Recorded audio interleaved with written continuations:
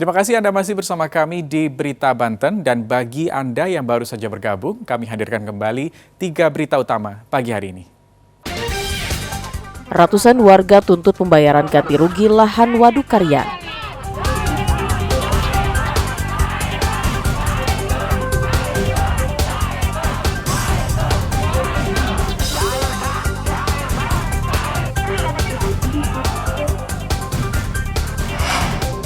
Salah gunakan BBM bersubsidi, 15 pelaku ditangkap.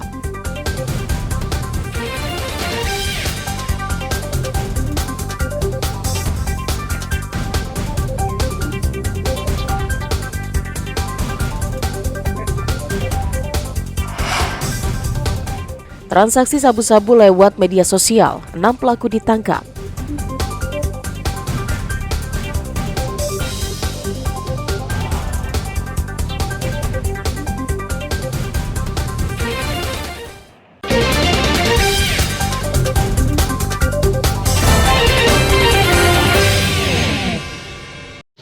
Awal bulan Februari, harga beras di pasaran terus melambung. Tingginya harga beras disebabkan masih minimnya pasokan dari petani karena belum memasuki masa panen. Meskipun demikian, Bulog Cabang Tangerang memastikan stok beras yang tersedia di gudang masih aman dan cukup untuk memenuhi kebutuhan masyarakat hingga 5 bulan ke depan. Stok beras Bulog yang masih tersedia di gudang Bulog di Cikande saat ini sekitar 20.000 ton. Jumlah tersebut dirasa cukup hingga perayaan Hari Raya Idul Fitri. Sementara untuk kebutuhan operasi pasar dan bantuan pangan warga di Tangerang Raya hanya menghabiskan sekitar 450.000 ton per bulan. Diperkirakan pada bulan Maret mendatang, para petani di sejumlah daerah sudah mulai memasuki masa panen, sehingga stok beras akan terus bertambah. Sampaikan untuk Bulog Cabang Tangerang memiliki stok kurang lebih ada 20.000 ton yang ada di gudang kami, khususnya di gudang Cikande yang wilayah terletak di Kabupaten Serang. Namun itu adalah wilayah kerja kami. Nah, beras tersebut kita manfaatkan untuk kegiatan operasi pasar, kemudian ada bantuan pangan dan kebutuhan lainnya. Nah, saya pikir itu cukup stok tersebut untuk memenuhi kebutuhan se-Tangerang Raya, Kota Tangerang, Kota Tangsel, dan Kabupaten Tangerang. Selain beras, Bulog pastikan stok pangan lainnya yang tersedia seperti minyak goreng, gula, tepung masih terbilang aman. Ariel Maranus dan Taufik Saleh melaporkan dari Kota Tangerang. 2 pekan jelang pemilihan umum, KPU Kota Tangerang mulai mendistribusikan logistik pemilu ke 13 kecamatan. Salah satunya PPK Cipondoh yang telah menerima pendistribusian logistik berupa kotak dan surat suara legislatif, yakni DPD RI, DPRD, dan DPR RI. Semua logistik yang disalurkan tersegel dan terbungkus plastik. Pendistribusian logistik juga diawasi ketat polisi, TNI, Satpol PP, dan Panwaslu. Saat ini PPK Cipondoh masih menunggu kekurangan logistik yang belum didistribusikan, seperti surat suara presiden dan wakil presiden, serta surat undangan bagi pemilih. Untuk Kecamatan Cipondoh ada sebanyak 608 TPS di 10 kelurahan. Sudah masuk dari beberapa tahapan untuk pendistribusian itu semua. Di hari pertama itu 6 mobil ya, untuk kotak suara tingkat DPR RI dan DPR provinsi yang sudah terbagi di beberapa kelurahan.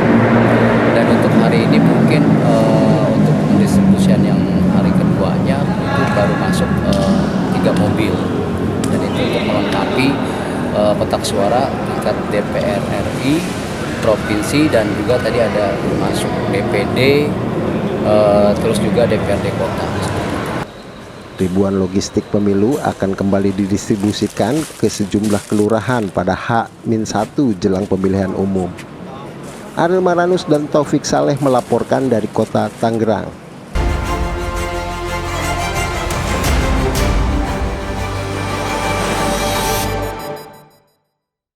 Warga yang tinggal di Desa Gunung Sari, Kabupaten Serang, geger setelah salah satu warga menemukan makam misterius yang tiba-tiba muncul di belakang rumah.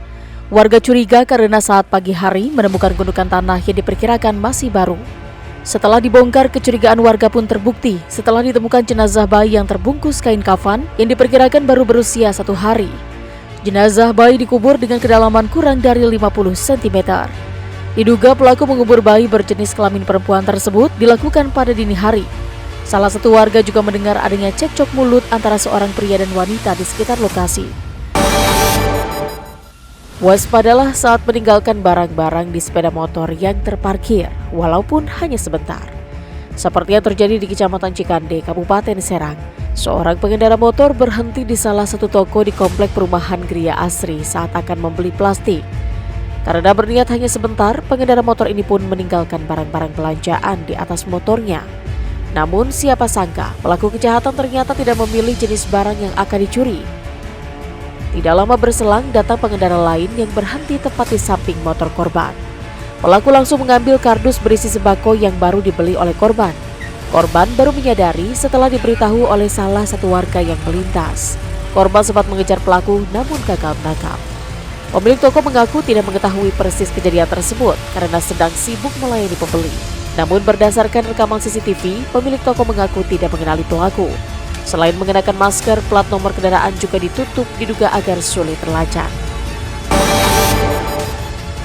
Akibat tingginya intensitas hujan, 29 rumah warga di Kampung Jampang, Desa Sudamanik, Kecamatan Cimarga mengalami kerusakan akibat pergerakan tanah. Dinding rumah warga mengalami keretakan, bahkan ada rumah yang dindingnya sudah ambruk. Selain itu, bagian lantai rumah banyak yang amblas. Akibat kejadian ini, banyak rumah miring sehingga terpaksa memasang tiang penyangga agar tidak roboh. Karena khawatir rumah mereka akan ambruk, tidak sedikit dari mereka sudah mengungsi ke tempat yang lebih aman. Memasuki musim hujan, jumlah penderita penyakit demam berdarah dengue terus naik. Pasien terbanyak di Desa Situ Terate, Kecamatan Cikande, Kabupaten Serang. Data dari Puskesmas, saat ini penderita DBD di Desa Situ Terate mencapai 14 kasus. Rata-rata penderita merupakan anak-anak di bawah usia 15 tahun. Bahkan satu penderita, yakni anak berusia 11 tahun, meninggal dunia. Sebelumnya pasien sempat menjalani perawatan di Rumah Sakit Umum Banten di Kota Serang. Namun karena kondisi yang terus memburuk, pasien akhirnya meninggal dunia. Ya, informasi tadi mengakhiri berita Banten pagi hari ini. Saya Rusdi Maulana mewakili kerabat kerja yang bertugas mengucapkan terima kasih, selamat pagi dan sampai jumpa.